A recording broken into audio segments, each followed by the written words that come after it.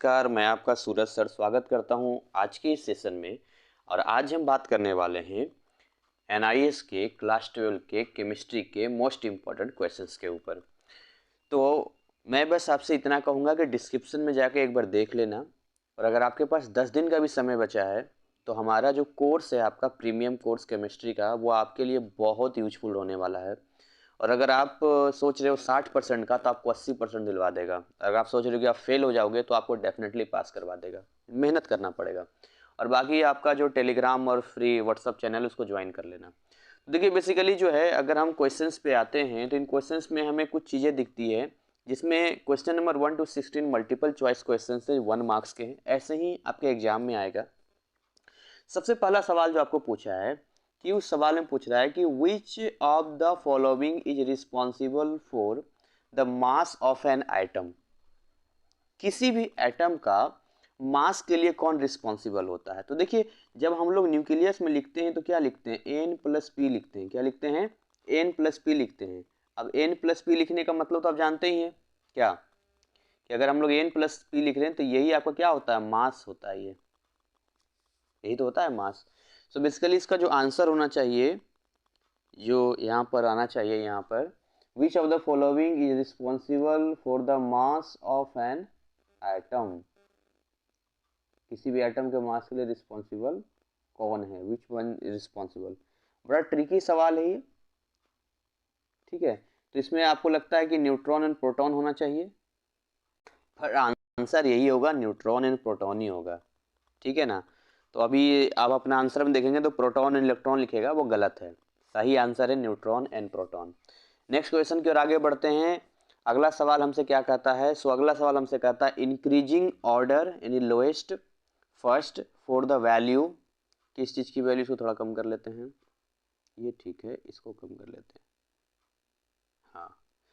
लिखा है the values of electron और मास का जो रेशियो है, चार्ज और मास का जिस रेशियो की हम लोग बात करते हैं, फॉर इलेक्ट्रॉन प्रोटॉन और न्यूट्रॉन। अब इसको समझते हैं थोड़ा सा, देखिए कैसे समझते हैं। कौन सा चार्ज बोल रहा है, ई अपॉन एम की बात कर रहा है। किसकी बात कर रहा है, ई अपॉन एम की। तो अगर ई अपॉन एम की बात करते हैं, वैसे ही हम लिखते हैं पी अपॉन एम, और वैसे ही हम लिखते हैं एन अपॉन एम। इस तरह की चीज़ें लिखते हैं हम लोग, ठीक है, थोड़ा सा कम, ठीक है। तो अब इसमें समझना पड़ेगा कि यहाँ जो चीज़ जा रहा है, मास जा रहा है टोटल यहाँ पर, तो क्या इसका हिसाब किताब होगा, कैसे सीक्वेंस में जाएगा, हमें ये समझना पड़ेगा इसमें, क्योंकि अल्फा भी शामिल है। यानी अल्फा अपॉन एम, मास ले लीजिए, ये चारों ही ऑप्शन शामिल है। तो ध्यान सुनिएगा, इसका जो सही सीक्वेंस होगा, द राइट सीक्वेंस की जो हम लोग बात करते हैं, वो आपका सीक्वेंस में है। देखिए अब इसका जो राइट आंसर, करेक्ट आंसर पता क्या है, एन अल्फा पी ई, ये इसका जो है करेक्ट सीक्वेंस है इसका। और मुझे लग रहा है इसमें कोई ऑप्शन नहीं है, मिस्टेक है थोड़ा सा, इन्होंने थोड़ा सा मिस्टेक किया है, मुझे जहाँ तक लग रहा है, दिख रहा है। तो आप ये याद रखना, इनमें से कोई नहीं है, एन अल्फा पी है तो एन अल्फा पी ई ही जाएगा। आगे बढ़े, अच्छी बात है। क्वेश्चन नंबर 3 की बात करते हैं। The ionisation enthalpy of hydrogen atom is 1.312 into 10 की power 6 joule per mole. The energy required to excite the electron in the atom from n is equal to 1 to n is equal to, मान चलिए n is equal to 1 है, ये n is equal to 2 है। ऐसी कितनी energy हमें देनी पड़ेगी जिससे कि इलेक्ट्रॉन एक्साइटेड स्टेट में जा सके। इसको ग्राउंड स्टेट कहते हैं, हमारे लेक्चर में मैंने सब अच्छे से समझाया है, और इसको एक्साइटेड स्टेट कहते हैं, बड़ा इंटरेस्टिंग तरीके से समझाया। तो देखिए इलेक्ट्रॉन क्या होता है, जैसे एक्स्ट्रा एनर्जी आती है ग्राउंड लेवल से एक्साइटेड में चला जाता है, जी कहता है मस्त, मैं तो एकदम बिंदास ऊपर जाऊंगा, बट वापस भी आ जाता है बहुत कम समय में, 10 की पावर -8 सेकंड में वापस आ जाता है। तो कह रहा आयनाइजेशन एंथैल्पी हाइड्रोजन एटम का बेसिकली दे रहा है, कितना दे रहा है, तो दे रहा है 1.312 10 की पावर 6 दे रखा है यहाँ पे। तो एनर्जी कितना रिक्वायर्ड होगा, है ना, तो इसका एक फॉर्मूला होता है, उस फॉर्मूला को हमें अप्लाई करना पड़ेगा। उसके बाद इसको हमें क्या करना पड़ेगा, फिर सॉल्व करना पड़ेगा, ध्यान समझिएगा। उसके बाद फिर इसके हम आंसर तक पहुंच पाएंगे। अब देखिए इसको सॉल्व कैसे करेंगे, सॉल्यूशन मैं आपको बताता हूँ यहाँ पर कैसे सॉल्यूशन जाएगा। तो ये चीज़ें हटा दूँ, साफ कर दूँ पहले, ये देखो, ये हटा देता हूँ। अब सॉल्यूशन का तरीका क्या है मैं आपको सोल्व करके अभी दिखाता हूँ। देखिए बेसिकली क्या है कि अगर हम लोग लेके चलेंगे फर्स्ट ऑर्बिट E1 जो कि कितना इक्वल होता है तो यही हो जाएगा। तो जो लिखा है ना 1.312 10⁶ जूल, इसको किलो जूल में कन्वर्ट कर दो, है ना। तो किलो जूल में जब कन्वर्ट करोगे तो एक नया डाटा आपको मिलेगा। कैसे मिलेगा नया डाटा? क्योंकि ये है अभी जूल, जूल को किलो जूल में कन्वर्ट करने में हमें क्या करना पड़ता है, हमें 1000 से डिवाइड करना पड़ेगा। तो अगर मैं यहाँ पर 1.312 इंटू 10⁶ जूल को 1000 से इस तरीके से कर दूँ तो क्या आ जाएगा यहाँ पे, तो जीरोज कुछ कटेंगे, जैसे ये 1 2 3 और ये पावर 3 केवल बचेगा। ये 3 जीरो जो बचेगा इसको क्या बना देगा, 1312 किलो जूल बना देगा, 1312 किलो जूल बना देगा। अब हमें E2 निकालना होगा, क्योंकि E2 पे गया है। तो E2 कैसे निकलेगा फिर हमारा, तो E2 निकालने का तरीका जो होगा बहुत ही सिंपल तरीका है। अच्छा ये माइनस होता है, थोड़ा माइनस में लिखना पड़ेगा, माइनस साइन लगाना पड़ेगा। E2 निकालने का तरीका ये होता है कि जो आपका हाइड्रोजन का होता है जो भी, उसको ऊपर लिख दीजिए, ठीक है। हाइड्रोजन वाले का है 1312, माइनस लगाइए और नीचे अगर सेकंड वाले पे गया तो लिखिए n स्क्वायर। क्या लिखा, n स्क्वायर, इस तरीके से।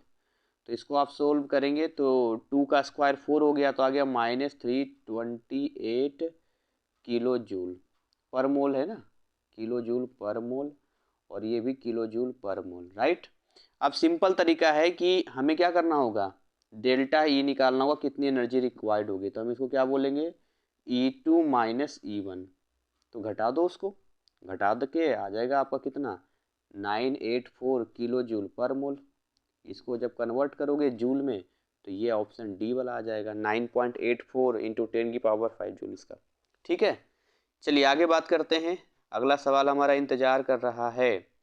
नेक्स्ट क्वेश्चन हमारा ये है कि all noble gas molecules are, जितने नोबेल गैस होते हैं वो मोनोएटॉमिक होते हैं, है ना, या फिर वो डायटॉमिक होते हैं या ट्राइटॉमिक होते हैं, दोनों। देखिए जनरली से हम बोलते हैं जेनॉन की बात करते हैं, आर्गन की बात करते हैं, सब अकेले अकेले होता है। सही आंसर होगा कि वो मोनोएटॉमिक होते हैं।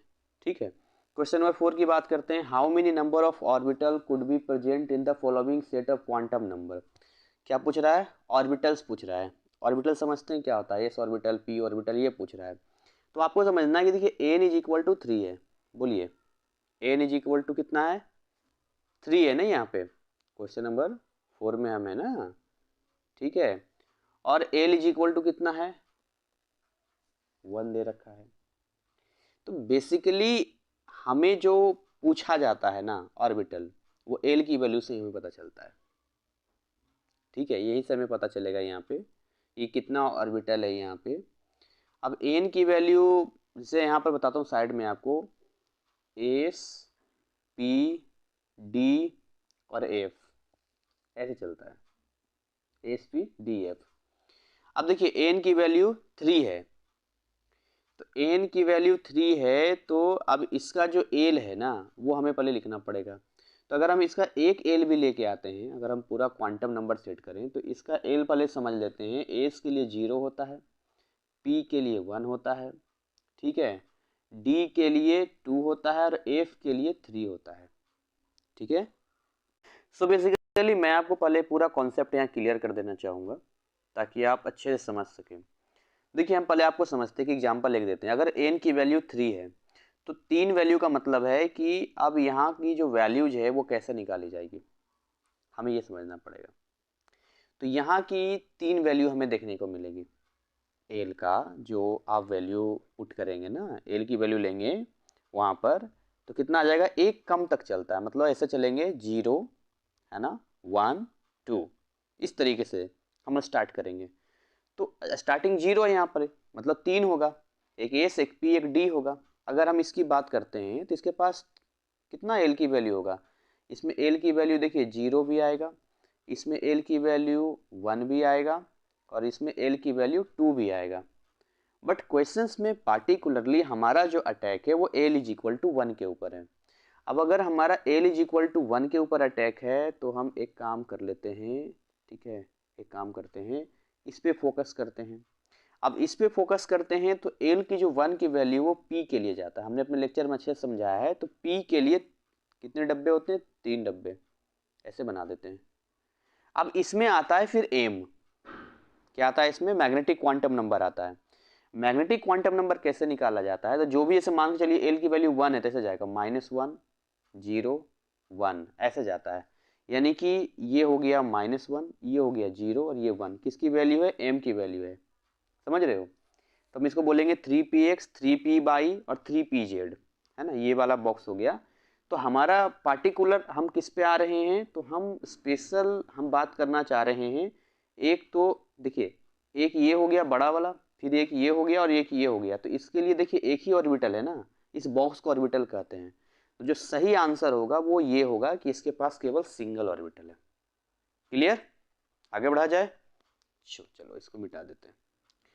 तो मतलब कहने का मतलब यही है कि सिंपल सी बात है, अगर हम लोग इस तरह के क्वेश्चंस को लेते हैं, आपको ज़्यादा समझ नहीं आता तो आपको फिर ये चैप्टर पढ़ने की ज़रूरत है इसमें, क्योंकि इस सेट पे सवाल तो पूछता ही रहता है और आप इसमें अगर नहीं आपको पता होगा तो दिक्कत हो जाएगा।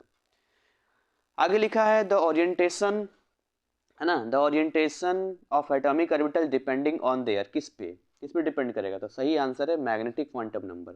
ठीक, या एक और सवाल है the magnetic quantum number specify, magnetic quantum number basically क्या स्पेसिफाई करता है, तो ओरिएंटेशन, ऊपर वाला सवाल आया था ना, ओरिएंटेशन ऑफ ऑर्बिटल, कितना झुकाव है। चलिए आगे बात करते हैं क्वेश्चन नंबर 6 की।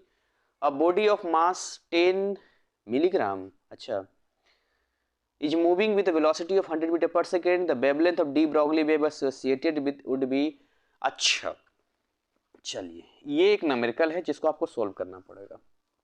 डी ब्रॉगली ने बेसिकली क्या कहा था, हमें ये समझना पड़ेगा।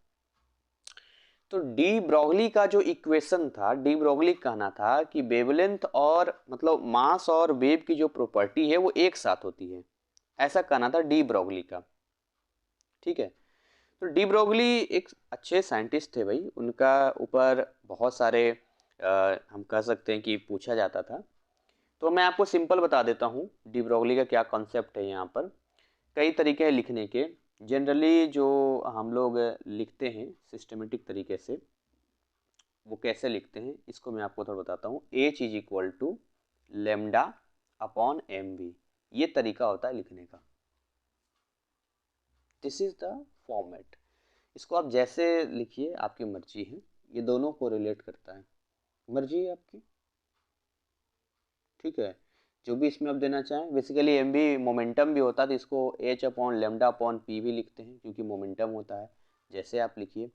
तो इसमें क्या क्या चीज़ दे दिया आपको, इसमें मान के लिए वेलोसिटी दे दिया 100 मीटर पर सेकेंड, और मास दे दिया है 10 mg, उसको कन्वर्ट कर लो केजी में, मिलीग्राम है ना, तो 10 माइक्रोथोरिन मिली है, फिर -3 से मल्टीप्लाई करके केजी में कन्वर्ट कर लो। और क्या निकालना है इसमें हमें, बॉडी मास इतना इतना इतना वेवलेंथ निकालना है, ठीक है ना, वेवलेंथ निकालना। एच दे रखा है, कितना दे रखा है एच, 6.63 इंटू 10 की पावर -37, है ना, जूल सेकेंड। तो इसको निकाल लो, क्या दिक्कत है, ये निकाल लो, सॉल्व कर लो, अब तो मैथमेटिक्स से आंसर आपके सामने आ जाएगा। तो ये सारी चीज़ें होती है जो हमें जो छोटी छोटी बातें ध्यान रखनी होती है। इसका जो आंसर आएगा मैं आपको बताता हूँ, सही आंसर अब तो जानते हैं बी वाला है, यानी ये वाला सॉल्व करेंगे तो आपको मिल जाएगा। ठीक है, चलिए आगे सवाल एक और हमारा इंतजार कर रहा है, उस पर आते हैं। बहुत बढ़िया, मैं इसको डिजिटल बोर्ड पे सॉल्व कराता, लेकिन किसी वजह से ना पाँव में दर्द है तो मैं खड़ा नहीं हो पा रहा हूँ, मतलब खड़ा हो रहा हूँ बट दर्द और बढ़ जाएगा, इसलिए मैं इसको एक स्क्रीन रिकॉर्डिंग पर ही सॉल्व करवा पा रहा हूँ। बड़ा मज़ा आता है डिजिटल बोर्ड पे। खैर एनीवे, सो अगला सवाल है न्यूक्लियस कंटेन्स, न्यूक्लियस के पास क्या कितना परसेंट होता है मास ऑफ द एटम। तो न्यूक्लियस के पास ध्यान रखिएगा, अगर हम न्यूक्लियस की बात करते हैं तो ये जाएगा 99.98, कितना जाता है ये 99.98% मास होता है। ठीक है, न्यूक्लियस के पास, पूरे एटम का 99.9 मतलब उसी के पास होता है। बाकी इलेक्ट्रॉन का तो मास हम इग्नोर करके ही चलते हैं। The chemical formula baking soda, oh my God, याद है आप लोग को? क्लास 10th में आपने पढ़ा था बेकिंग सोडा, है ना। इसका होता है ये सोडियम बाइकार्बोनेट या हाइड्रोजन कार्बोनेट बोलते हैं, NaCO3। इसमें थोड़ा ध्यान देना होता है कि CO3 की जो वैलेंसी होती है -2 होती है, और इसका जो होता है ना, इसका होता है -1। तो बेसिकली हमें ये समझना है कि जब हम लोग फॉर्मूला सेट करेंगे इसके साथ, तो इसके साथ ये बनेगा और ऊपर वाले के साथ ये बनेगा, वैलेंसी के हिसाब से बनता है। खैर नहीं, आगे बढ़ते हैं।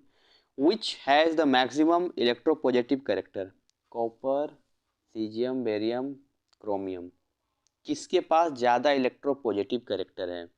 ओह, दैट्स अ नाइस क्वेश्चन। ध्यान रखिएगा, हमें ये देखना होगा कि इलेक्ट्रोपॉजिटिव कैरेक्टर सबसे ज़्यादा एस ब्लॉक में आता है। अब एस ब्लॉक में आता है तो ठीक है, पहला होता है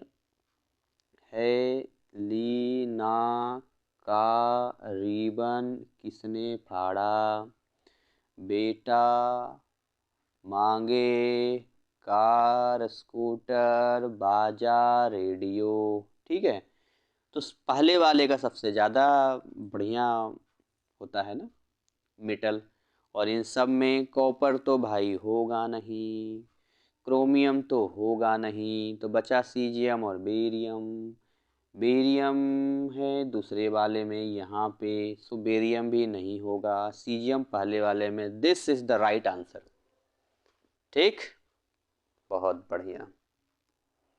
ये सब चीज़ होती है ना पढ़ने के बाद। अब जिन लोगों को पढ़ा हुआ है मज़ा आ रहा होगा सॉल्व करने में, है ना। जिनका नहीं पढ़ा दिक्कत आ रही होगी। मैं कहता हूँ ना 10 दिन भी समय बचा है तो पढ़ लो और बढ़िया नंबर ले आओ। Which of the following has a square planar structure, ये हो क्या बात है।